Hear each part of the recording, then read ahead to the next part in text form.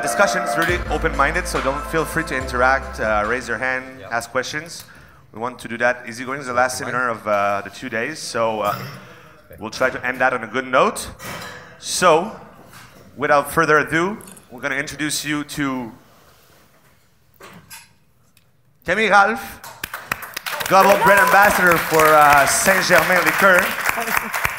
So Camille, if you want to maybe introduce yourself a little bit, I know your bio, I read it myself. Sure. But maybe for the people where you come from, am I doing it in English or in French? In English, I think, so everyone can understand. Thank you. So I had the chance to meet a lot of you already at the brunch, the Saint-Germain brunch, at la cabane à sucre au pied du cochon, last night au 4e mur, mais also here during the seminar. So I think I had a chat with like many people. But yeah, so my name is Camille Ralph. I'm the St-Germain Global Brand Ambassador. I've been working for the brand for almost 6 years now. I had a chance to start in Australia when I was bartending in Melbourne. And then I moved to London and I was there for 3 years. I moved to New York and I spent 2 years in New York City. I was living in Brooklyn and I just moved back to London. It's been 10 days. Well, I spent 2 days there and then the rest here. But yeah, so I had the chance to travel all around the world. My background is, I'm from the south of France originally. I went to an art school. I studied communication, PR, and event management. And then I started bartending and fell in love with the cocktail and this industry. And I bartended in different cities, Melbourne, London. And yeah, so I get to like travel the world to talk about Saint-Germain, meet bartenders, talk about cocktail, aperitif, how to drink French fluently. Hey, God, that's the perfect timing. Thank you very much.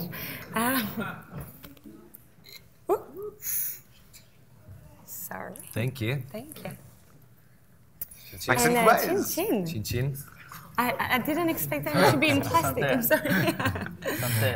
And then what else do I do? I guest bartend, which was really fun last night, so I get to do that all around the world, which is really what I love, is making cocktail. I work for a brand that I'm truly passionate about and in love.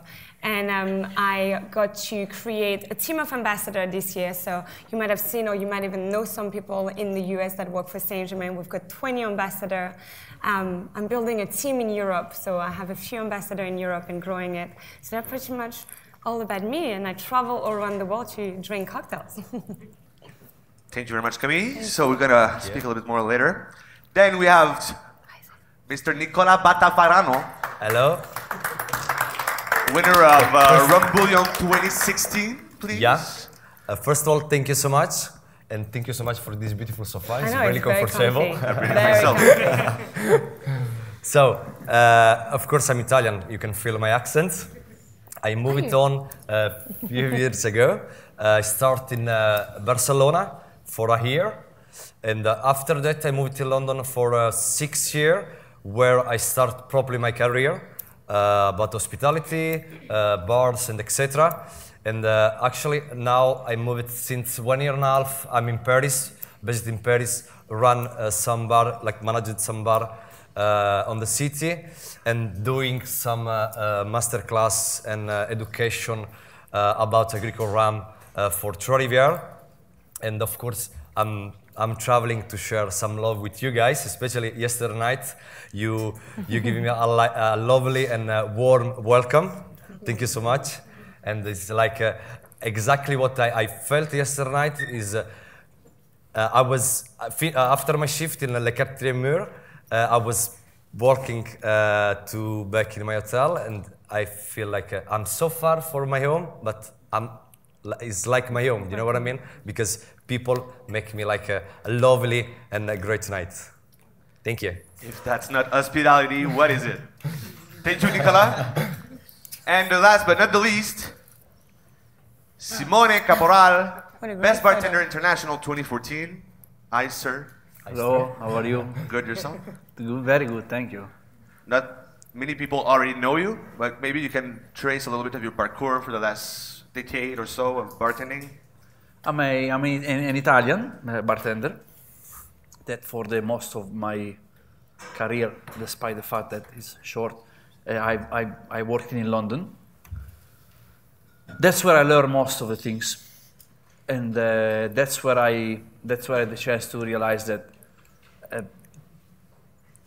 bartending is the last things is about bartending is to making drink. The last one. No, there's so many things you can do, or bartending should or could do, even outside of the bar world. And I started like anyone, cleaning glasses and cleaning the bar, and since then not much has changed in Italy. And then I went to Spain as well. I went to US because my father lives in US, and went to Italy, and then I went back. And then I went to London in 2009. No, 2008, 2009. Yeah, and I'm still there. At the Artisan. Yes. Well, I worked 5 years in Artisan, and then together with Alex, which is my colleague and also business partner, and Monica, who is our business partner, we are persuading. We are looking for a bar to rent, to get in London, to open. We are looking to open a bar in London, and we are in the process for it. Cool. That's a great news. That's a great news. Congratulations. Yeah. That's a scoop. So that's the presentation. We have kind of divided the hospitality in 4 aspects today that we're going to try to cover. Atmosphere and design of a bar, so how does space work, how does it feel for a guest, how we can design it. We have 3 great minds here that travels a lot, seen a lot of space, a lot of venues. So we're going to discuss a little bit of that, how to create lighting, sound, all those little aspects that change the guest experience. How to build a staff and how to build a team spirit, how to do team building, how do you hire people, what those people what are they looking for when they hire someone, how do they do it, do they have tricks, things like that. Attention to details. We're in the bar restaurant business where details counts a lot. It's not enough now to just serve a good drink, it's how you serve it, so how you interact with the people. Everybody does great drinks nowadays, right? So the experience can, not everybody. And then priority, how do we, if you take a business from scratch, how do you build it? How do you prioritize your goals? And how do you commit to change? It's easy to say stuff, but how do you integrate it in your routine? Simone yesterday talked about the 30 minutes where you have a discussion at the end of every shift. So that kind of things, we're going to try to cover that up. So guys, you travel a lot, as I say. What are in a bar atmosphere, what is the most important thing you can think of when you come to a bar to make you feel welcome? Is it the music, the light? Ladies first. Hello, a glass of water. I think it's hard to pick one thing. I think it's an atmosphere, and it's every single element that make it.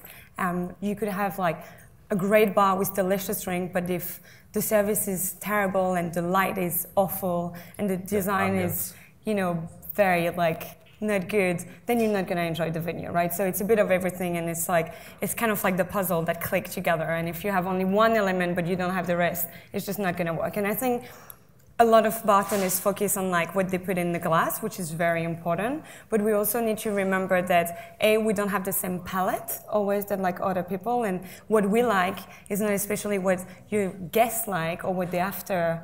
And it's our job to develop our palate, right? So I think what we think is a good drink is not especially what like the guests think is a good drink. So like we just need to remember that. Maybe the option. Yeah, and I think there's an option about the welcome when you come inside one bar, and details of course make a difference, like really lights, the vibe of the room, and music as well.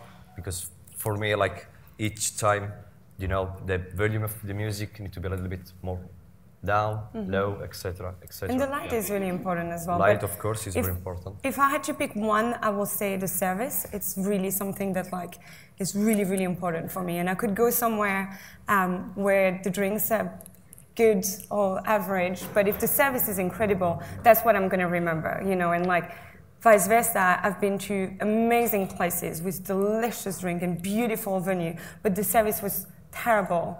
and it's kind of like ruining the experience, right? So if I had to pick one thing, I would say that service, and I think that's the DNA of our industry, is the hospitality. For me, it's very much the definition of hospitality. And just remember that people come to your bar for an experience. Yes, they come for a drink, but that's an excuse. You know, they come to share a moment. They come to have fun. They come to experience something. So the drinks is a part of it, but it's not. And as Simone say, for me, it's definitely not on the top of the list of what's important. Yes, I agree with you. Generally, I would say that the question was the most important things. I can't put what's first or what's second. I think that a good result is when you go in a bar and you don't realize what's happening. You realize the next day. You just everything just how I just spent 2 hours. Seems like it was 5 minutes ago. No? I think we all had this experience. A good service is the service that you don't realize there is a service. Just poof, it just happened, just smooth. No? And traveling a lot like that, have you seen a big difference between how the hospitality works in Canada or the US, or we compared it to Japan earlier today? What are the differences? If you come into Montreal like that, you said you were welcome yesterday, you felt welcome. What would you say is the biggest things that we do in Montreal, and what is the biggest difference between the market, between Japan and Europe and the US? Is there a very big difference in what hospitality is, or it's pretty much the same all around the world? I think please go ahead. I think there's two kinds of hospitality. There's the one that Simone is talking about, which is the service in the bar. And that is the very, very fine balance on being like good service, being friendly, being like paying attention without being like too much. Like, you know, it's like being there but not being there. And I think Artisan, you did an amazing job at that. It would be like, the Savoy does a great job at it as well. I've been to places, to bars, to restaurants where I sit at the bar and then I'm like, I've been here for 4 hours? What happened, you know? And you don't even see like the time just fly by and you're just having a lot of fun. So there's like, that's the service hospitality. The hospitality that we're talking about Montreal is the community and how connected the community is around the world and how welcoming the community here in Montreal is, and it's incredible. I mean, I feel very, very welcome, and everyone is so friendly. But there's the community hospitality, which is for me too. It's like in our community, and how can we translate that? I mean, it makes me like sad a bit to see that there's some great venues in the world that if you are a bartender or a brand ambassador, you walk in and you have, I mean, the best experience ever and the best hospitality that you can get, the best service and everything. And then a customer will walk in and it's not the experience that they're getting. And I think that that's something that we need to keep in mind, is to give like the same service and hospitality to everyone. We say you treat the people like the kings. You treat the kings like the people. That's what they want. People want to go there and have a memorable night. And maybe kings, or let's say important people, want to go in a bar and they don't want to be bothered and they want to be lived alone, you know. And so this sentence has been said for the first time by Cipriani, the inventor of Bellini, the Bellini cocktail. So you treat the people like the kings, and you treat the kings like the people. I like that. And that's very true. Make our customer like special. That moment need to be special for them. Make them really special. And when they come in the bar, like say Simona yesterday night, they don't give, like, sorry for my bad language, they don't give a shit about the drinks, etc. But when you are in focus, when you go to your customer and with polite way, with a big smile, and you ask many questions. How was your day? How are you? How are you feeling? And etc. What would you love to drink, sir? Etc. It's part of a job, and at the same time you care all the night about him, and you can feel like special when he goes out. You say, "Wow, it was great night and great time for me." Is the way, that's why they will be back. And I think I always say that I see the bartender as a conductor, like, you know, the music conductor. Like it's a fine line to find on like how to be welcoming and friendly, but not over friendly and over like taking the space. You know, like when I was bartending at ECC, Experimental Cocktail Club in London, my favorite thing would be to have like people at the bar, like people on the date, or like, you know, two friends coming for a drink, and make sure they were having the best time ever, and make sure they were like, you know, not even thinking of like reading the menu, and like, you know, they were just having a conversation and having a moment, and I was just making sure that everything was perfect for them, and not being like, it wasn't about me, it was about them having the best experience. So I think it's a fine line, and the bartender for me, I see it as like the person that managed the energy in the bar, and I really see that as a conductor. And you kind of need to adjust to every clientele. Some people need to talk if they're alone. If there's a 2 on a date, you leave it a little bit more space, so you interact with them as that. Cool. And on another line, I was wondering, you talked about menu yesterday, Simone. You guys think a big brick of, let's say, 1,000 cocktails, it's intimidating for a guest and can ruin the experience? You try to keep your cocktail list smaller, try to propose things to the guests, or you let them come to you? How do you feel about that? I think that less is more, first of all, my opinion. Something very big, as you said, is going to disorientate, it's going to make lose the orientation to a person, and perhaps not driving into a new choice, or something that you never tried before, and perhaps from that moment potentially could be his new favorite drinks that perhaps can ask for the next few years just because of that moment. We generally used to do a small menu where we had the signature drink, and then obviously the bar was still set up to make any drink, any classic, of course. What's the point to put on the menu that you can make a mojito when nowadays all the bars can do a mojito, and use that space to put something else that people don't, perhaps is not so common, but is as delicious or as functional as a mojito, you know? So I would say that now most of the bars, most of the nowadays bar, they generally never offer a menu which is bigger than 20 or 25 drinks. And together with Alex and Monica, when we speak, we will never do more than 15 or 18. I think I would rather like a small menu that change, well. Like, you know, maybe every month, every 2 months, every 3 months, like, rather than like those like annual cocktail menu. Maybe that do like a, sorry. In Italy we say it's not important the size, it depends how you use it. The menu. I'm glad I'm part of this panel. I've been telling that a lot lately. I was here for this. Thank you, Simone. That's why they invited me, actually, just to make sure that, like, I like to embarrass people. I feel better. Thank you very much. I feel like I learned a lot today. For you guys, what is it for you important, the menu? Like, you ask GP, like, to have a big menu, or like a small menu and change often? What is a small menu that changes with the season. Season? Yeah. What we do, especially where I work, is we change every 3 months. We try to respect the seasons, but we try to keep it small, tight, and like I said, with seasoned ingredients. Yeah. Because at some point, it's the first thing that a guest takes in their hands is the menu. So the design of it, if it's intimidating or inviting to choose, I think it's very important. It's the first card of visit that the bar gives. The book they will read at home. Or when they're on the tube between. And that's the last thing that you want to do, you know, when you go to a bar, you don't want to spend half an hour just like reading through the menu. There's bars that like, bartenders that literally write menu for themselves and don't understand that like, people do not understand what it means. Yeah. They have no clue what those words They have 77 vermouth. means. Can't wait to try that. And what it tastes like, you know. So. Modern bartender shouldn't think as a bartender. Otherwise, you're going to limit yourself big time. So you need to think as a guest?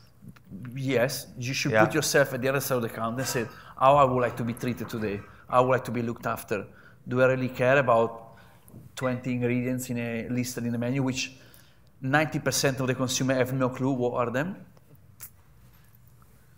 And I think talking about like the flavor in the drinks, we've seen like those maps of like, this is what it tastes like, sweet, bitter, and like we've seen like different ways of like kind of like making customer understand what it tastes like. Or I've seen also new menus where they talk about the flavor in the ingredients, or like, you know, it's like carrot and coconut and they don't even mention the spirits. Because some people have like had a bad experience with tequila when they were like 19 and they're like, oh, no, I don't like tequila. When actually they will have a drink with tequila and they will love it. So I think it's all about the wording and making it easy and approachable and excited for customer, but also like, you don't want to come to a bar and getting schooled by the bartender. You want experience and you want to have fun and you want like, you know, have the bartender to share the passion and the knowledge with it feeling like you're not part of the community, right? So you would say to put the flavor profile instead of putting the recipe? So like this, the common people know better what we're talking about? I think there's no like rules and it really depends on like what you want to do in your bar, but I usually put the spirits when I do menus, but I will like have one sentence that will say, it's a light and refreshing aperitif, good to start the evening. Like, you know, or like say something about either the occasion. I think that more and more I talk about the occasion of the drinks versus the recipe, and that's what I did in the book that I published this year, was talking about what cocktail for which moment and what to drink when to drink it versus this is the recipe. Yeah. And I think talking about occasion, talking about flavor is much more powerful and engaging with your guests than just saying it's this, you know, whiskey, blah, blah, blah, and those bitters that they have no idea what it tastes like. It's a bit where the experience take over the ingredients. You're selling the experience instead of selling gin, Champagne, and vermouth. Yeah. You're trying to build something around it. It's the job of the bartender to like they read this like, oh, what does it taste like? So like this you can talk to them. So I think it can be nice to have the recipe like this. You can have like a way to talk to them.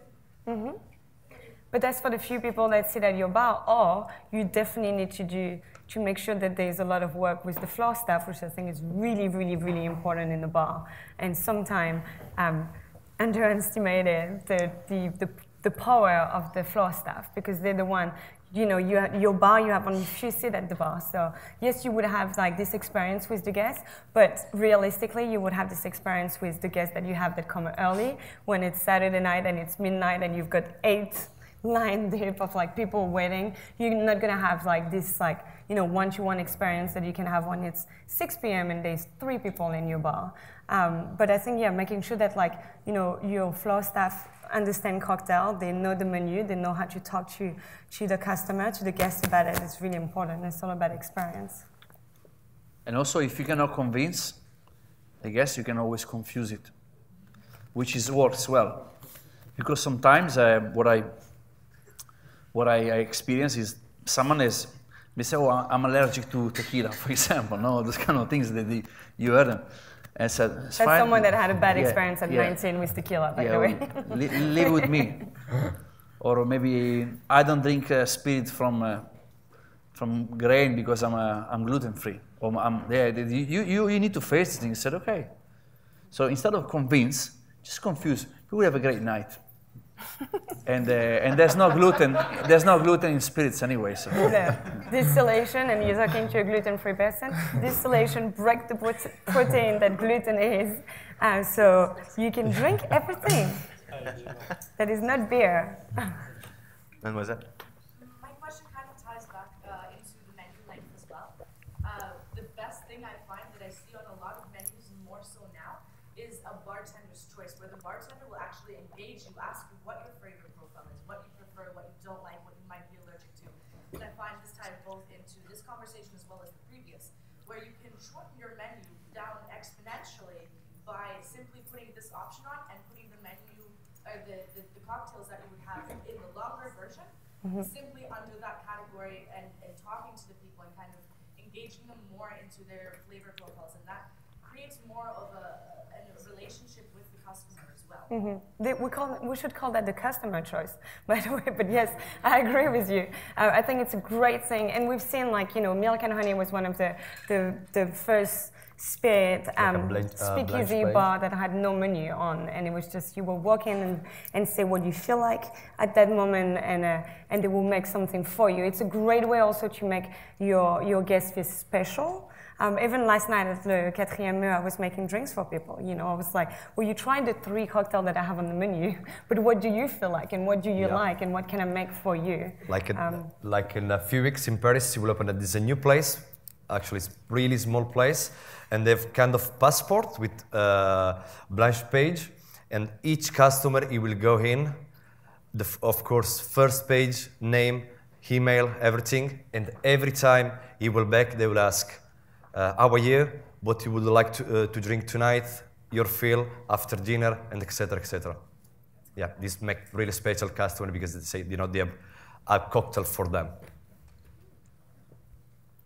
All right. So let's move on maybe to the next chapter since the time is clicking. So staff and team spirit, guys. I don't know, Camille, you're building right now a big force in the US. Maybe you can talk a little bit more about what you're looking for when you're hiring someone for the hospitality. Do you make an eye contact? You take out for a lunch? You see how they interact with people? Maybe what is a bit, how do you pick up your staff? I think I've been very, very lucky because I have a team of incredible, talented people in the US. How do I do? I think I've been lucky that it's a beautiful brand and a lot of people actually reach out to me because they were interested. And the way that I interviewed a lot of people this year to have this team of 20 brand ambassadors that are part-time ambassador for St-Germain, part-time bartender. They work in incredible cocktail bars in the US. But I think what I was looking for wasn't especially the perfect person that was ready to be an ambassador and knew everything about St-Germain, etc., but more the person that I will see the potential of this person growing into the role. And that's what I said to every single person that I hired. Nobody is a brand ambassador before becoming a brand ambassador. And my role was to train them, to mentor them, to become an ambassador. So I think I was more looking for the potential and very passionate people, genuine people. So that's how I built the team in the US, and people that were really passionate about the industry, really connected in the industry, working in great bars, and I had I built a really incredible team, which I feel really, really proud. Don't you think that in US is the bartending in most of the cases, in some of the cases, is also very money driven in terms of tips, tipping? I feel, maybe I'm wrong, that. In US, when I went to Los Angeles or some places in Miami, I haven't experienced many places in the US, but I felt this kind of intentional of driven to the kind of a tip or a monetary things. For example, in Europe, it doesn't exist that you do 2 shifts a week or 3 shifts a week. No one will ever hire you to work 3 times a day or 3 times a week or a part-time. And tip-wise, your salary is not based on the tips. It's not. If you rely on the tips in Europe, you're gonna starve. That is for sure. Especially in France. Yeah, no, especially everywhere. Where vice versa in US is the system is based on the fact that you do automatically receive a tip. No matter if a guest like it or not, they leave you a tip because it's part of the culture. It's a part of the culture, it's part of the system or whatever it is. I mean, you tip for everything that includes service in America. So I don't know how it is here in Quebec, but you go to the hairdresser, you tip, you go to... Yeah, for me, I've been experiencing both of them, because I've been working in France and in Europe and North America, and what is real, 100%, that when people show up late night and your bar is empty, you're disgusted because you don't want to house them because you're tired and you hope them not to come because you want to close earlier. And this is something that all the staff in the industry in Europe are experiencing, especially in random bars, not in technique cocktail bars, and that's I think I would never go back to a restoration industry or bar industry if I went back to a province in France, maybe Paris or London. But when you're working in a lineup of bars where all the concepts are the same, you just want to finish early because you're gonna have the same money at the end of the day. I think that there is a good and there's a bad in the system in North America. The good thing is you go pretty much everywhere in the US and you get pretty good service, because people work for the tips, that's for sure. But you will get a really decent service in restaurants that are not the Michelin star restaurant, in bars that are in the really top-end cocktail bars. So I think there is some good about that.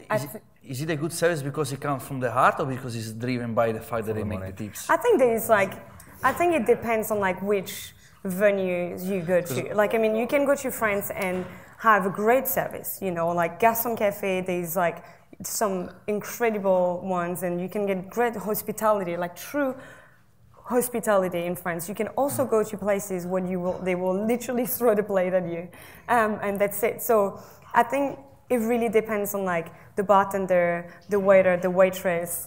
It depends on the people. I will say that probably sometime in America it can feel a little fake because they push for it.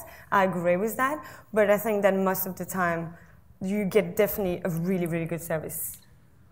And you guys have tricks to get your staff involved. You're saying that it's a service driven by the heart instead of the tip. Yeah. How do you get your staff to get involved and take care of the bar as it were their own? I believe, no, please, Nico, you haven't speak, so. Yep. The first thing about the team is involve them with the passion. Of course, you need to share your passion with them and knowledge. And of course, every single customer are always the same.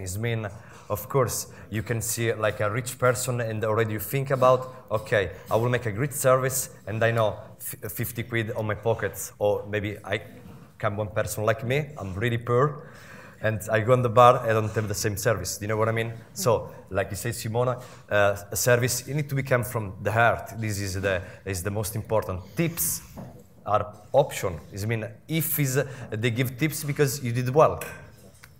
Mm-hmm. I mean, you can definitely talk about team. You really nailed it at the Artisan when it was your team there. If you establish your way to look after people related to the tips or the money, you already made a big mistake, and I'll tell you why. Because you are in the wrong business to make good money. Better if you go work in a bank or in a finance, you go weekends off, you go all the festive, you stay home with your family, and you get a bonus at the end of the year, on the financial year.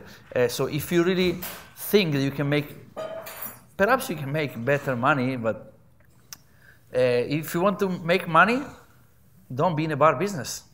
It is my most sincere advice that I will give even to maybe my future son. I'm not saying that we do work for free.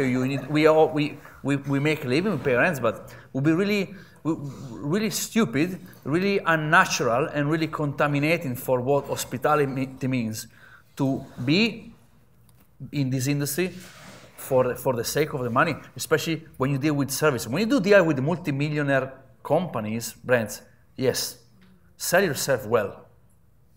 But when you deal with people who go to the bar maybe because they don't feel comfortable at home, why need to beg the tips for this person? Maybe he needs your advice instead of you licking his ass for a tip. And this, luckily, in Europe, is not money driven because you really give for granted that you're not going to make any tips. So you need to definitely do this job because you really like it. It really makes you feel good. In other countries, different. I think also in North America, they don't have the security that you can get in Europe, So it's definitely more business. But to go back to your question on how to make your team feel part of it, I think it's and the way that I do it, for example, with my team, and I think it's the same behind the bar, and I bartend in different places, and I think that make your team feel involved, have them to create cocktail for the menu, make them feel like they're part of it, and you're doing it together, and I do the same with my team of ambassadors, I make them feel appreciated, and that we realize the hard work that they put in, and I look after them, and my role is to look after them. So I think if your team feel like you're all in this together, they will work hard the same way that St-Germain is not my brand, but I feel like it is, and it is definitely my baby. But because I feel appreciated in my job, and I travel the world, and I work hard for it. I've been, I work in places when the bar manager or the owner will put his menu on and you will literally just execute his menu, and you will get bored, you know. And I have friends that like run bars, and they're like, I don't understand when like everyone leaves after 6 months. I'm like, because they have no room to grow. You know, and if you don't have room to grow in the bar, you're not gonna stay. So making sure that like you look after your team and you give them, you know, space to grow and to feel part of the project, then they will stay, and you will really create this like family. And to go back to what you were saying, I think, yes, maybe in the US sometimes it's more like business and money focused, but I'm really proud that in this industry, we're all a bunch of passionate people. And some people might be doing that for money, but I don't know many people that do that for money. Well, I mean, look at the hours that we do and how much we work. If you know, count the hours and what you make, we're definitely not doing that for money. And I think that like what I love about the community is the passion, and is like how we connected, and we're always like inspiring each other and trying to like do better and better and better. Simone, you told yesterday to us that your staff, I think it's at the Artesian, give voluntarily 10% of their paycheck to the promotion. No, it wasn't. No, it was Alex and myself. Just Alex and yourself. Yeah, and why we did it? Because we knew that the bar definitely would have a big benefit. The name of the bar, the company itself as well, is all connected, and the team as well, and obviously even our names. No, it was just Alex and myself. But it shows a big commitment to the bar that it's not even yours. So when you're... It does show a big commitment, but the fact that you commit, the fact that you take care of the businesses you work in. You can work on, work with, or work in. The business you work in as employees, which you take care of it as that will be your business. That's a power, that's a strength. And unfortunately, lots of big company, don't see or don't recognize this from their own worker. Some worker, they work with less passion, with more passion. Each person is different, and that's the beauty of it. But once you notice that there's one of your team member take care of the business as it was his business, you not saying to reward it, but you need to look after him, because these people, the employees are the best customer, because if you are the first customer, you look after them, they look after your business. If you don't look after them, they will try to screw you as much as possible for the sake to screw you, and that's a fact. Yep. I thought you were. So that's where a little bit you become a leader instead of a boss as well, and you become an inspiration for the rest of the staff. Mm-hmm. And an happy staff won't steal you, will sell you more, will bring customers in. So I think it's important. Do you have special treatment for team building? You take your staff out at Christmas. What do you do to keep your staff, bring them closer? Do you have any tricks to share with us where it becomes a happy staff, as we just said, will make a better experience for the guests? Most important and is to share my knowledge with them. Always, like I say to them, of course, I'm your manager, on the same time, I'm your colleague. You know, when we're working together, we are everybody close, and of course, them as well. They need to discover. They need to discover this beautiful job. So as well, I'm involved with them to travel, to discover new things, and always are first than me. You know what I mean? Like. For every price, I need to say always thank you. That's why today I'm here, because I need to say thank you to my staff. No, that's true. You could not be here if you didn't have a good, you know, team that you trust, and you know that like they can hold the fort when you're away. I think for my team, I always make sure that like they know that they can like, you know, talk to me. That they can reach out to me with like any question and any doubt and any moment when they're like, I'm exhausted, I've worked so hard and I don't know what to do, and I give advice, and I'm right there by their side to make sure that like we're in this together, and remembering the small thing, like, you know, it's the birthday, it's, you know, anything that is happening in their life, to remember that, and like ask questions and make them feel like you know them and you know what's going on in their life, and you know, it's not just like a person or a number, but it's like someone that like you truly care about. What we did was, because it was a very tough working hour, there wasn't much chance to take people. The only chance we had to have a staff meal, outside is when 11 of us resigned and gave the notice. And that's when we finally could go out and have dinner together. We didn't give notice because we wanted to have a staff dinner.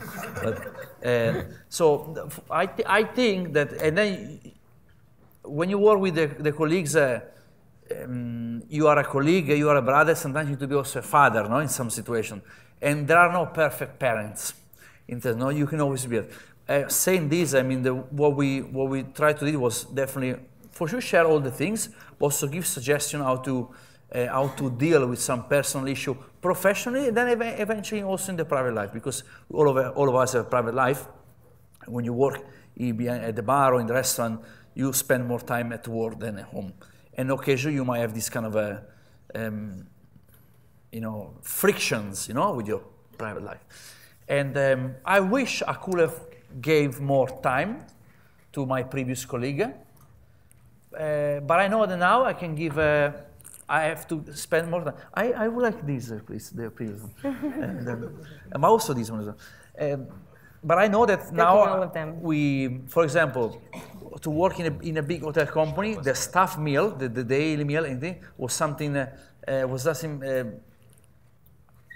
disrespectful for the people that work. And the staff meal, no, in the canteen. And you don't expect to have a fine dining meal, but at the same time, you could literally see that they just give you food because they have to by the law, but they really don't care. And people notice this. For example, one thing that we are focusing on the next venue is to dedicate time and give good, healthy food that makes you feel full, that makes you feel light, and the food, the feeding of the people, the taking care of the people. Mm-hmm. As I said, you don't look after the colleague, they will try to screw you as much as possible. Anytime. Until the very last and they will be moment. Unhappy and they won't, of course, do their best and work hard. And I think that like everyone wants to feel they appreciated and they can, people take care of them and they realize how hard they work. But also to like be learning all the time. I think that like everyone wants to grow within their role and feel like they're evolving and learning and sharing, like new experience and things. It's really important. But also, it's sometimes, since every person is different, the more attention you give, some people might take advantage of it. So it's good to be, it's important to look after, but it's always important to hold it at a certain point.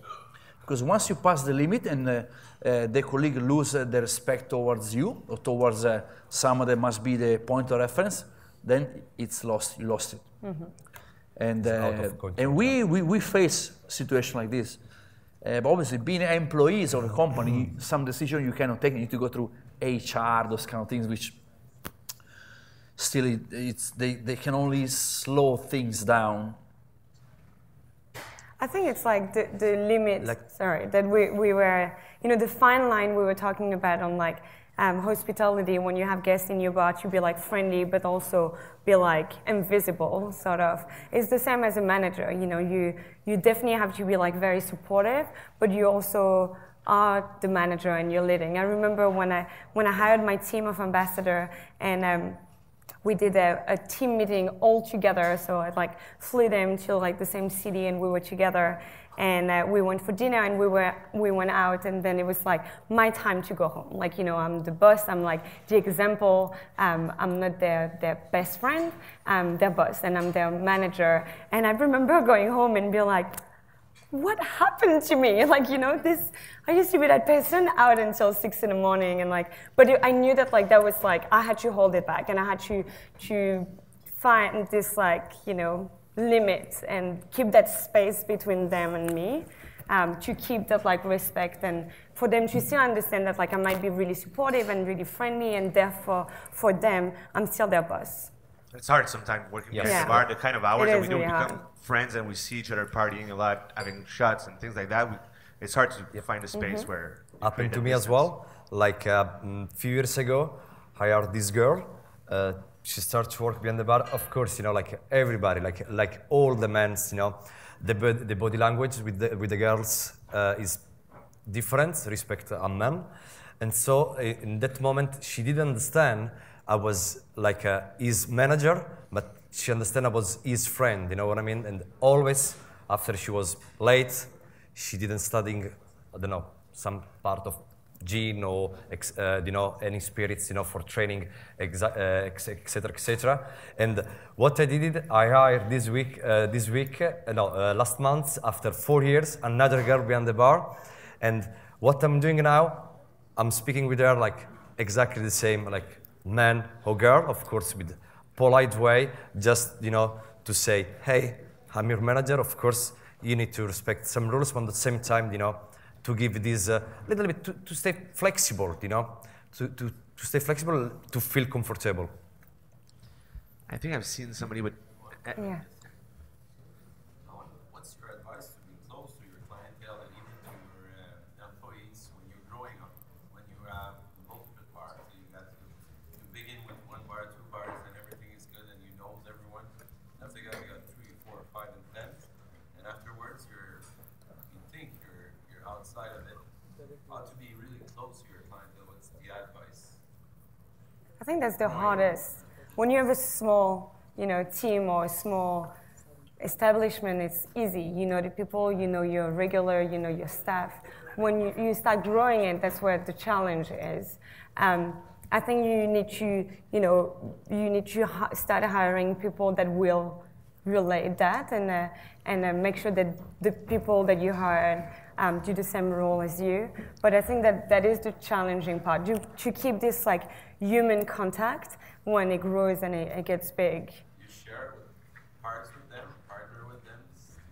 Do you think it's good for to like bartenders or whatever their goods, that sell them some parts or give them some parts?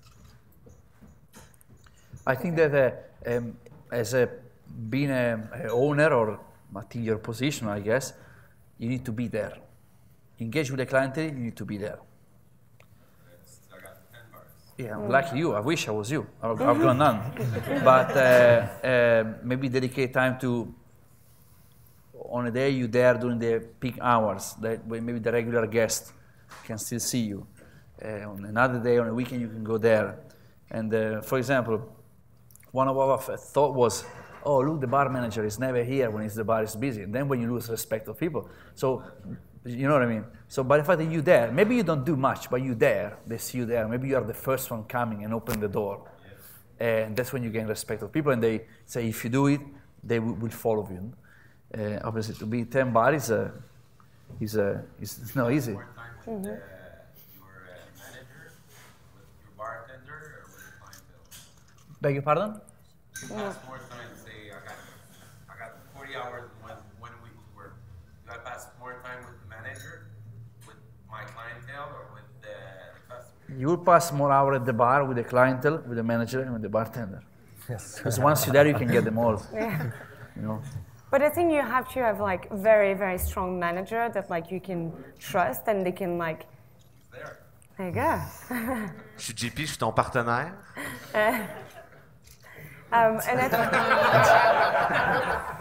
J'ai perdu le focus de son. And I think that's important. I think also it's like your attitude when you come to the bar. I worked in like bars when like the owner would come at like midnight on a Saturday night and bring all his friends and walk behind the bar and grab all the bottle and obviously be at home because that's it, you know, he's home. But be really not respectful of the fact that I was trying to like look after the entire bar, which was his clientele. So I think it's like the attitude that you have in your bar. Like if you come and like you remember all the name of like your staff and even the new one, and like you might never see them, but if you walk in and you're like, hi, blah, blah, blah, the person will feel special. Like, you know, the big boss is in the bar and he knows who I am. Not coming to the bar at midnight and taking all the bottles and kind of like interacting not in a good way with the staff it's just the attitude, like showing support, and like they understand that like you're busy, you can't be there, you have 10 bars, you're growing, it's a business, but there is small ways to still, you know, have a human contact with them and make you feel them that like you care. Because they're looking after your place, you know, and if they weren't there, you won't have 10 bars. You know? Monsieur Eddy, veux-tu venir nous présenter le cocktail que tu nous as fait? Une présentation de rouge-gorge. Vermouth de cidre. Celui-ci, du coup? Ouais. L'autre était très bon aussi. Tu peux peut-être parler des deux? Alors du coup, le premier c'était un boulevardier. Donc on avait le Rouge-Gorge, Canadian Club et Lucano, exactement. Le deuxième, on est sur des fraises menthe avec un cidre, le vermouth rouge, Rouge-Gorge blanc. If you speak English, I will understand. Blanc, avec du gin et beaucoup d'amour. l'énergie est au top. L'énergie, ouais. Merci St-Germain.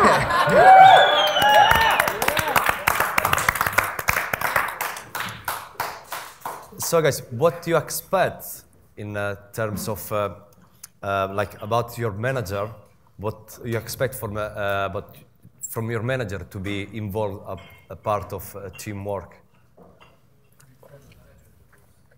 To be interested in what you're doing, because there's a lot of bars where you have a manager that's on the floor, but he doesn't really know what's going on behind the bar.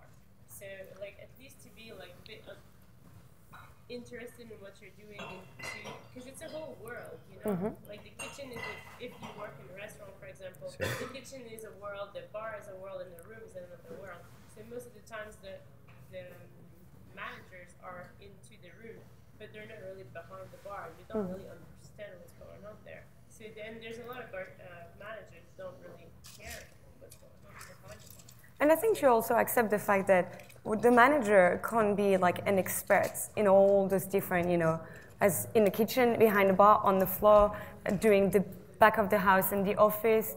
That's why he hired people that are expert in that domain, you know. So, but be like aware of that, and you can be a great manager and not be. You don't have to be a chef and the best bartender in the world and the best, like, you know, accountant or things like that. But to be aware of that and be like, you know what you're doing behind the bar, and I really appreciate what you're doing, and you're doing an amazing job, and just be really supportive of that and be like, you know, respective and respectful of that. I think it's important for a manager.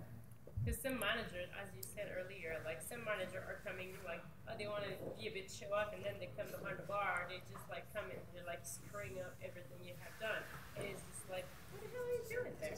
So it's just being respectful about what you are doing.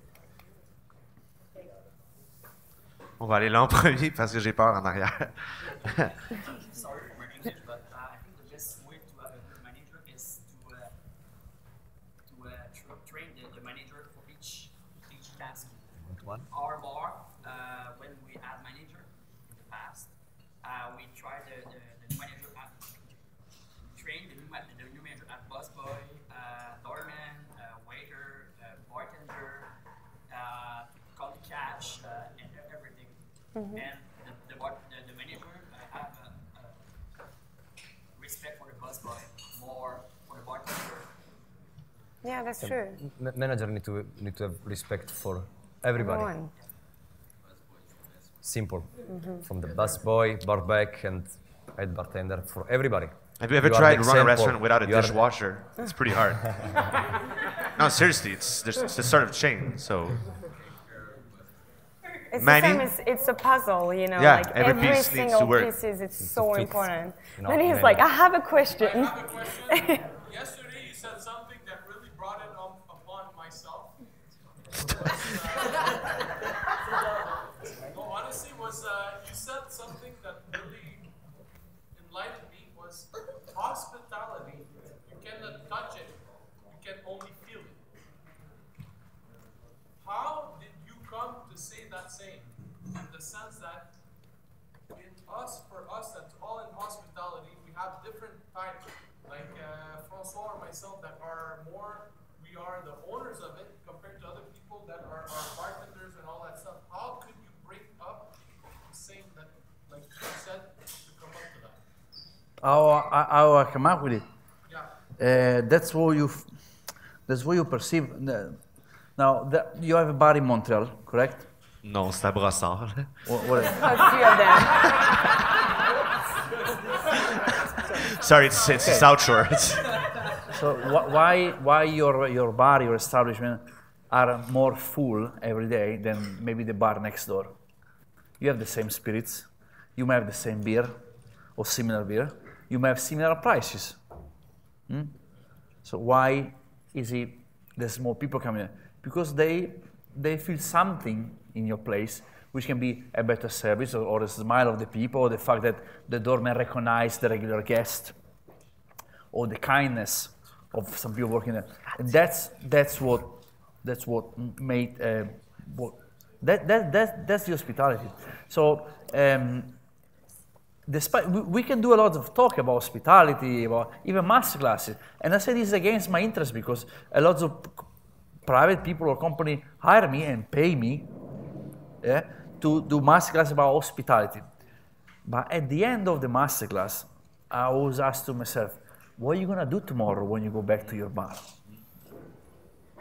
Because you don't do. That's where, when you sense that little thing that I think sparked a lot of conversation with us in Montreal, like what I felt yesterday, I was like, you know what? You just said something that enlightened us. That we cannot touch hospitality, something that we provide. You cannot buy. You cannot. You don't need tools. You need $500,000 architectures in your bar to have the hospitality. You can do the best hospitality with a broken ice machine, with a warm champagne, and with a cheap glass. And perhaps you can still manage, perhaps, to deliver that drink, and people will never forget about the night. Oh, so you've been to Mile. But I think it's also, to go back to what I was saying on, like, we, a community of very, like, passionate people, it's something that we all have in ourselves, you know, and it's like, you can teach as much as you can train your staff, but if they don't have that spark, and if they don't have that passion, we probably won't click, Doesn't happen, yeah. Like, and that's actually what I was looking, when I hired my team of ambassador, training them on what is teachable, it's easy. Yeah. But that thing that is what hospitality is, and like what we all have inside us, and make us so in love with it, and make us like want to go behind the bar and make drinks and share that passion. That's something that like you can't teach. Good. In fact, this is one of those businesses where you face with the people. They come over, the guests. And you're not facing a computer or a paperwork. You're facing people. And if you don't like your work, or if you're not passionate, if you have a positive energy, people feel it straight away. That's why I don't want to sound direct or offensive or neither arrogant, but this is not a job for everybody. It's not because of the technique of the drinks. It's because that if you don't release positive energy, you're not going to enjoy it. You will contaminate as well the time that people they decide to spend in your bar. And I've been encouraging colleagues to change job. And we actually support them to change job, really. And no, you might laugh, but now these people are very grateful with us because they said, thank you so much for what you've done, because doing this, you make them feel happier, they feel more realized and satisfied, and at the same time, you create a new place of work for a person more passionate that will contribute to the hospitality industry, to your bar, to your business, and to the experience of the guest. So everybody will benefit. I never try to convince someone to stay the bar if he wanted to leave. First, you understand why he wants to leave. Maybe there's something that you should improve, maybe something that... And then if you want to go, I support you to go, and I help you to find another space, or another reality. Mm-hmm. And these people somehow, they will recontribute you back. Yeah, they will definitely somehow be grateful for the support. Any question? We can see your hand. I'm just wondering, with the experience you have in the different businesses you open, how do you, or are there any signs for you to acknowledge someone that's going to be that type of person that you would want to promote your bar, or how do you recognize someone that's going to do up and beyond of what you're expecting? Are they any signs, or it's just after a while, or? I feel like you feel, you know, when he was saying, You can't touch it, you feel it. It's a feeling that you have. Like, as I said, I interviewed loads of people this year for all the positions that I fill with St-Germain, and you feel it. I feel like that we have the same passion, we're driven for the same thing, and you feel it. As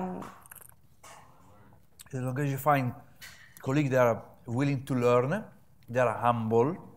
They're humble. They're willing to learn. They are not scared to make mistakes, so they don't take it personally if they make mistakes. And then they can grow. No? Or actually, we grow together. That's the first thing. Yes. But if you're not humble, you're not sociable. You can become more sociable. Yeah, you can get into a shape. You can be a very shy person that eventually blossom up. Yeah, you don't have to be a showman. Yeah, I would say willing to learn, humble person. You see the character, no? Sometimes you do an observation to a colleague, and they take it really personal, or they say, "Oh, maybe he's right. I can actually do this." You really understand if these people can contribute or not, or these people can be a pain in the ass in 6 months, or can be a leader in 6 months and great example for the rest of the people. And I think it's also like they will like bloom and blossom if the environment that you create in your place allowed it. You know, so you can have a person that is like very humble, very keen to learn, that has that spark. But then, if you don't create the environment for that person and the support that they need to grow and to bloom, if you don't create that environment, well, that won't happen. That won't happen. All right. Maybe we could switch to the third chapter of the discussion. It's 4th chapter, yeah? Maybe. Okay. There's 30 minutes left, so this we'll figure it out. I'm staying here. We have more drinks coming. I'm not. Yeah. Or exactly. little like nibble. Is it an aperitif hour? Like little nibble. Little Yeah. Can we have more drinks? Cheers. So attention to details. We kind of went through that in between the others, so we might pass that quick. I was wondering, maybe you guys went to maybe the top 100 bars in the world.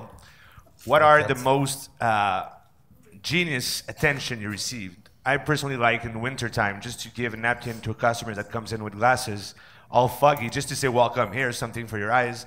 Already make the guest feel welcome, and you're taking the first attention you can from that guest. What is a different bar, maybe in Japan, China, or Singapore, something, a little attention that makes you, maybe in an hotel?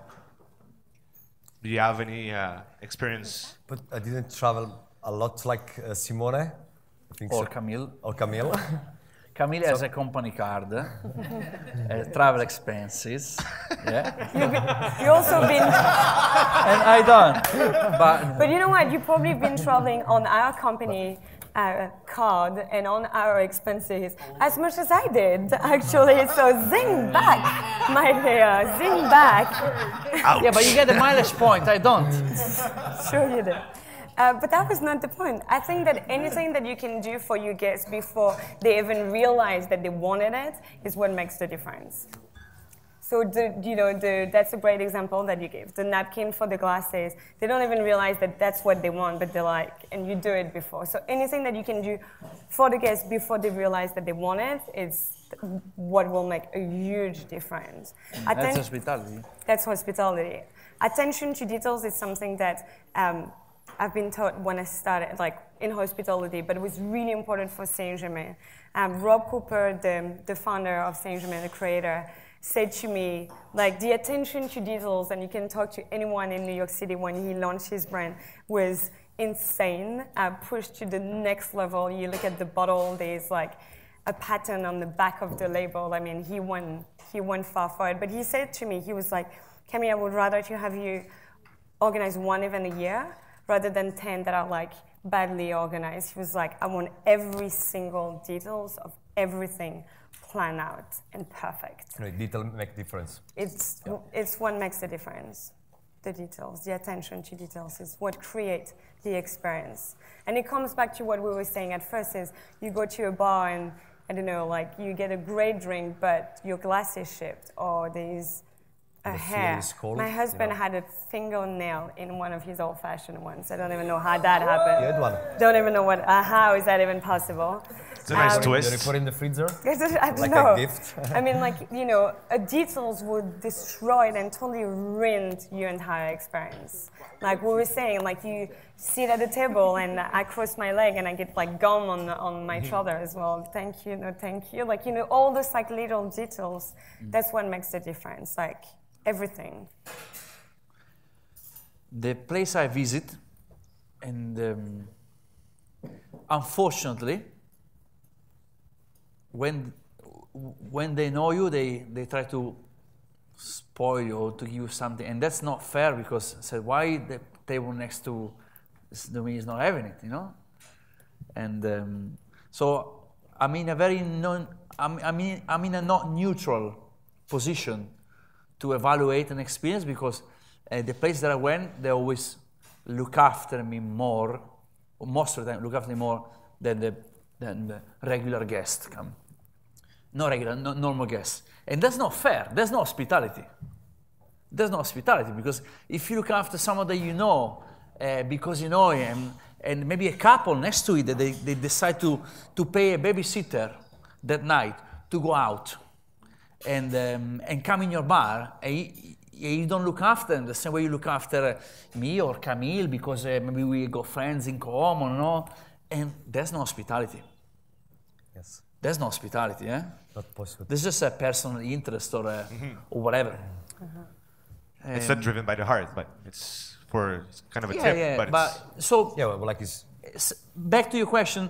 The places I visit, I have a great time, and most of the time I felt that I've been really looked after, where maybe other guests were not looked after equally or evenly. And I say this against my interest because it's nice to be looked after, you know. But I think the artisan, you were really good at that.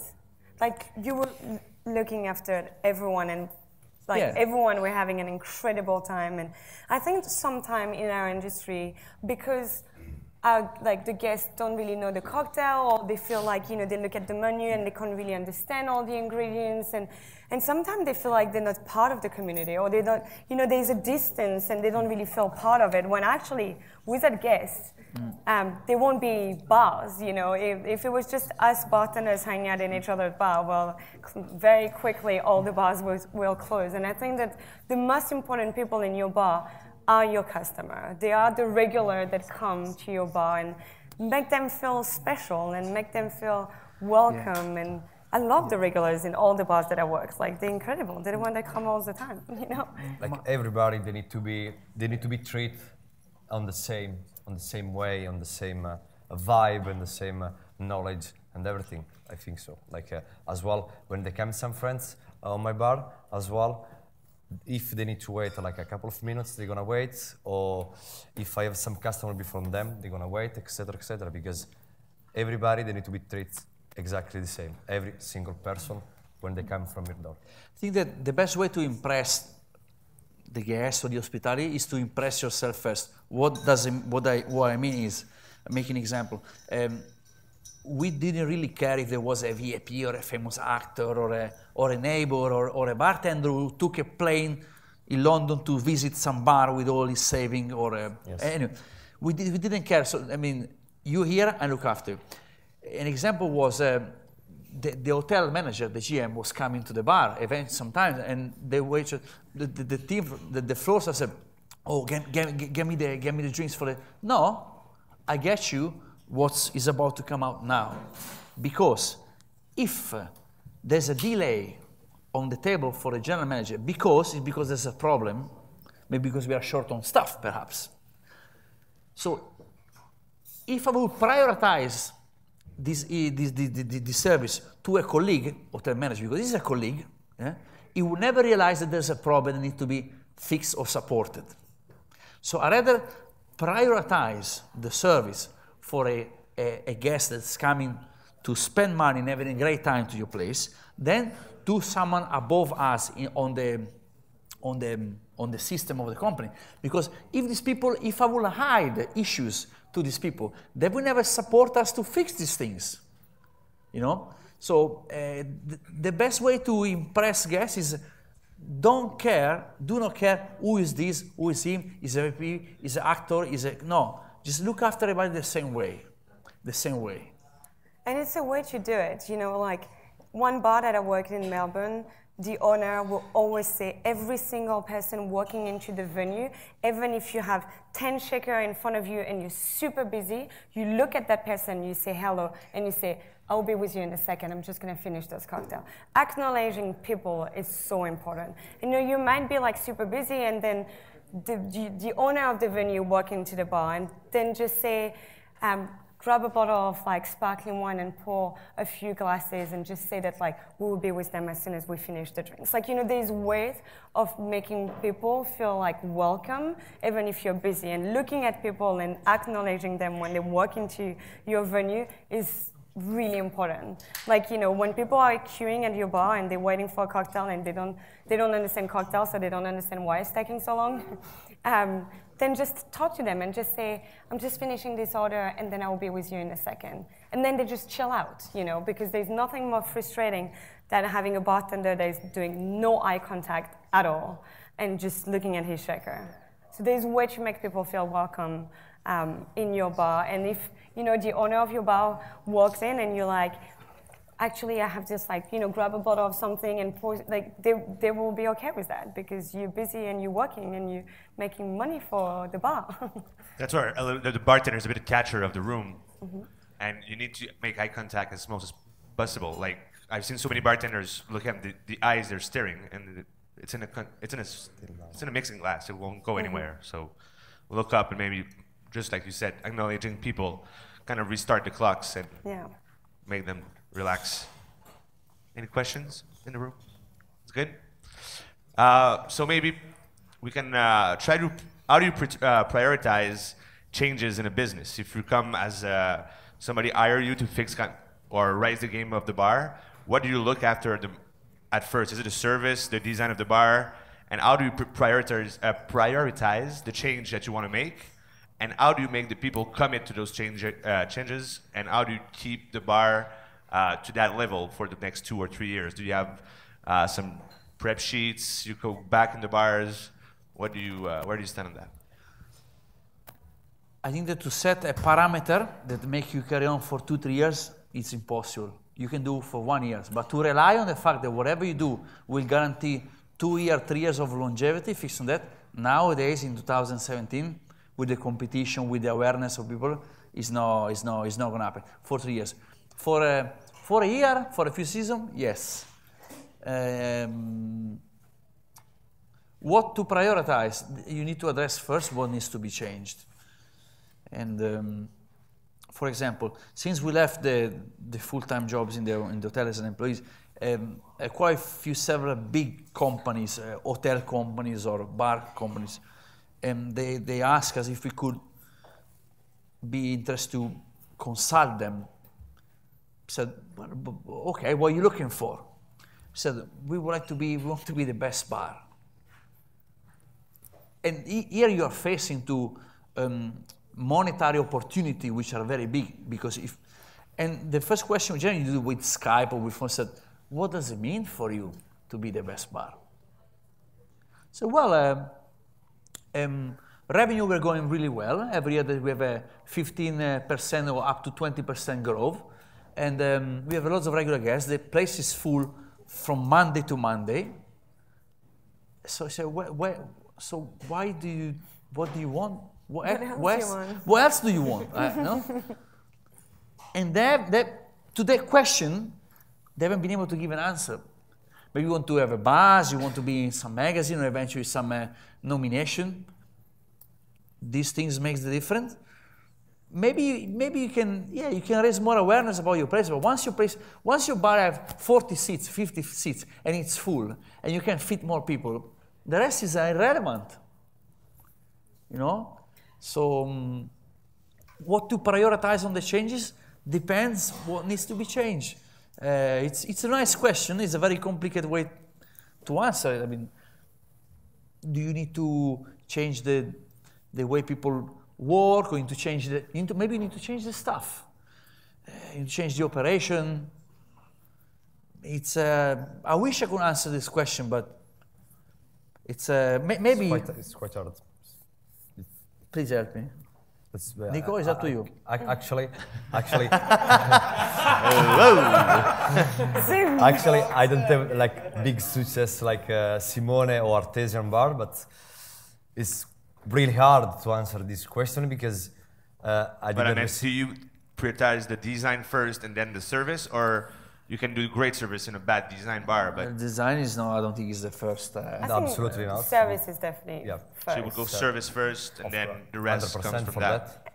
And I think that like, and I'm absolutely guilty of that, is don't assume that like common sense do not exist. You know, what you think is, you know, your common sense is not the person next to you common sense. Like, and I think that like I'm guilty of that, and sometimes I kind of like assume that this is just logic for me. It's like, but why are you not doing this? This is just, you know, how it should be done, and it's just logic.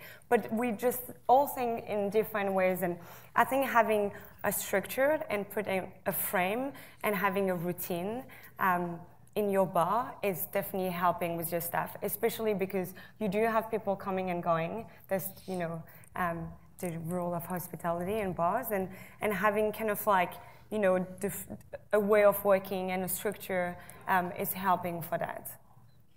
Good. Oh, Max? Yeah, but the question is, to me, it's if you open a bars and you know right now that traditions don't really, it's not working anymore. Even you, everyone here, we want to go to the new place. And I'm still opening place, and my place right now, before it was 10 years and years and years and years. Right now, my place, it's worked 3 years and a half or 4 or 5 years. How do I continue? Do I change name? Do I change the design? Do I still think about what I think in the beginning? How do I keep up with the demand? Even the money we make, we pay what the investment in 3 years, and after that, it's quite finished. And we're rolling money still since. How can we continue? It's not fun. What is the secret to longevity? I think that's the challenge, you know. That's like how you keep it up with like the evolution. And you need to keep reinventing yourself. Like I always do the example of the shoes, the Adidas shoes, Adidas or Nike, whatever.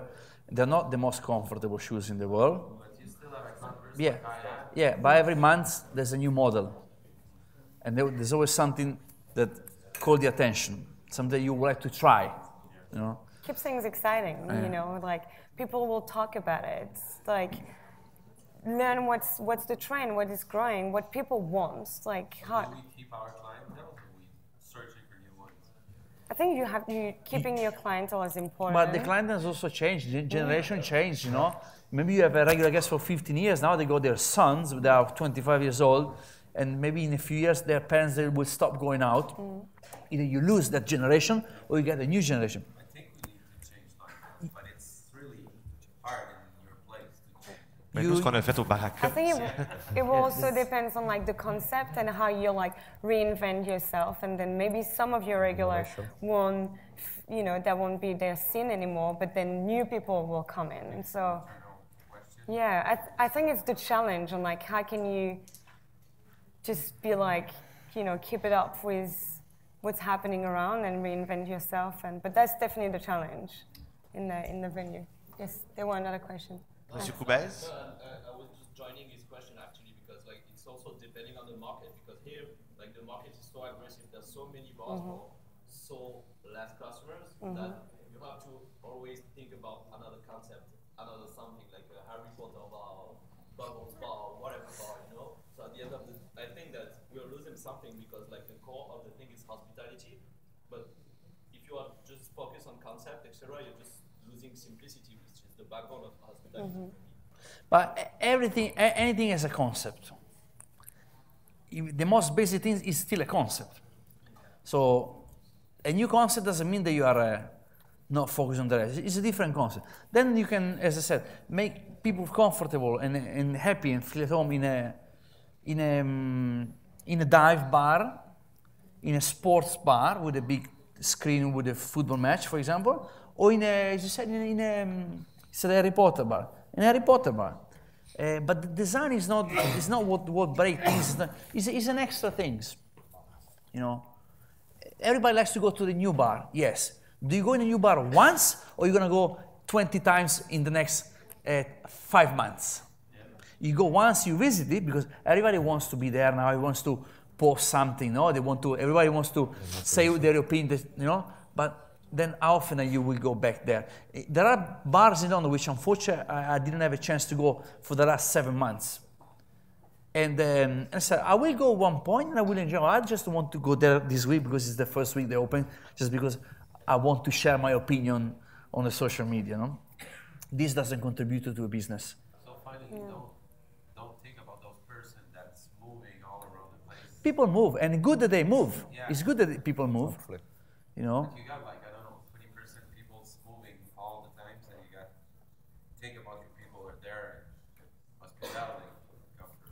And I think you need to define what your place stands for, like what's important, like what's the DNA of your venue that like you have to keep. And like, because you can't, I mean, keeping it up and reinventing yourself, definitely, but in the frame and the structure that you created, you know, there's venues opening with no concepts that just fell apart because there's nothing to hold it together. So I think having a concept with some space so you can reinvent yourself for sure. But you need to like define what you stand for. Like there's places I know that like if I want good wine and like nice food, I go there. But if I want a really good cocktail bar, do you think business-wise, it's better to change all the concept every 3-5 years, or But this is not the concept. continue the same concept? I think this is not about concept. It's like you say, Simone. It's like attention. It's not possible. Like if you are an owner, like every 3-4 years you change your concept. Everything. You change your concept, spend more money, and people maybe that doesn't gonna come. You know what I mean? Just about attention and keep. Yeah, I don't think you need to change the whole concept every 3 years. Yeah, instead of changing every 3 years, you every whatever 8 months, 6 months, you change a little bit.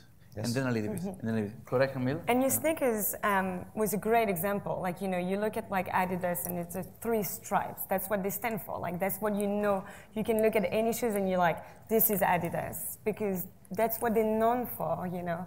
And they just stick to that. And then they just reinvent around it. Yeah. It evolves People maybe want consistency. They want to know that like when they go to your bar, they're gonna have a great cocktail and they're gonna have this experience. And they, you know, and they want that, I think. Fred, je pense que tu voulais partager une pensée? I know I'm not sitting on that couch right now. Please come. Good that you know that. Lots of room. Coming here. There you go. Oh, there you go. Right.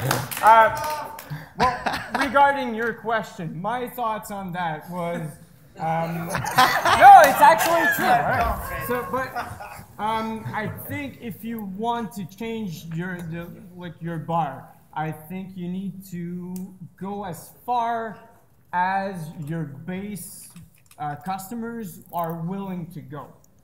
And yes, you will lose people along the way, because some of the first customers that were into your bar were there for the original ideas, and then if you evolve, you will lose some people.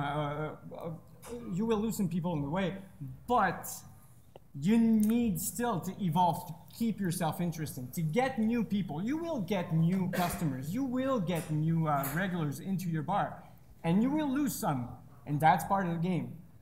But trust yourself and listen to your customers, what they need and what they're looking for, and just don't overdo it. If you do a too big overhaul, you will lose most of your base, and that's where I think you might get dropped. No, that's true. All right, I'm done. Thank you. Fred Lafontaine sera à Tel cette année. I think sometimes we look too much into what other venues are doing and not really what your guests or people want, you know? Est-ce que vous avez des petites questions? Any questions before we go? Because we're... Just a quick comment. I think part of the reason why this question is that tricky, is that much tricky, is the commit to Changement. I think in order to be able people to commit to change, you need to realize there needs to be a change in your establishment. And in order to do that, you need to take away the ego part in owning a business, in any business in that sense. So I think also, not just bartenders have maybe too many egos nowadays in our industry, but also bar owners. You own bars, and somehow it just puts you on a pedestal for something. And this is something that's I think should completely be out of the equation. So this is something that we could probably. It's two questions: priorities and coming to change. I think ego should be completely gone. My sense. I don't know if you guys agree. Yeah. Do you see that in Europe as well? Yeah, of course. Yeah, we do. We have everywhere, I think so. And il y avait une deuxième question en arrière. I think you had. This is kind of, it's less of a question, more so adding on to the two lovely gentlemen who spoke before me's kind of point to the question. The biggest point I see mostly is the market. And a lot of people mentioned this. You have to look at what target market you're trying to look at. You have to look at what the community in that market is like, how it's going to be in a year from now, how it's evolving, how it's changing. And the biggest thing in the bar industry, especially right now versus before, it's become such a revolutionized community in terms of cocktails and spirits, flavors. There's always new things being added, always a new perspective. The customer is a lot more involved, integrated, as well as educated at this point, rather than they were 5, 10, 20 years ago.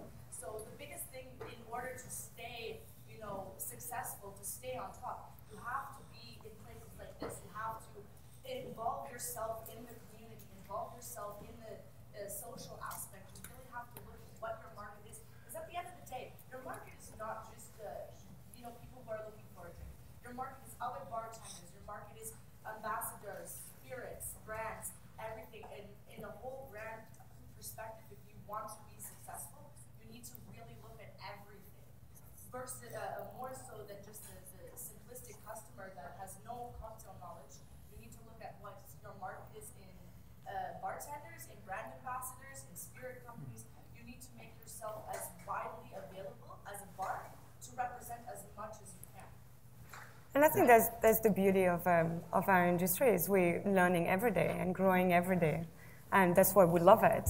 But I think that sometimes you learn something from another market and you go to Tokyo, New York, I don't know, any cities, and you learn something and you try to bring that, the exact same concept to your city when your city is not ready. So listening to your market is not just the bar, it's not just the bartenders, the brand ambassador, the spirits, is what does your city is ready for, and what can, if you really like a concept that works in Tokyo, might not work here in Montreal, but what can you do to start, and it might be a little percentage of the concept that will work here and not the full concept 100%, but you need to really understand your city and your market to make it work, your community.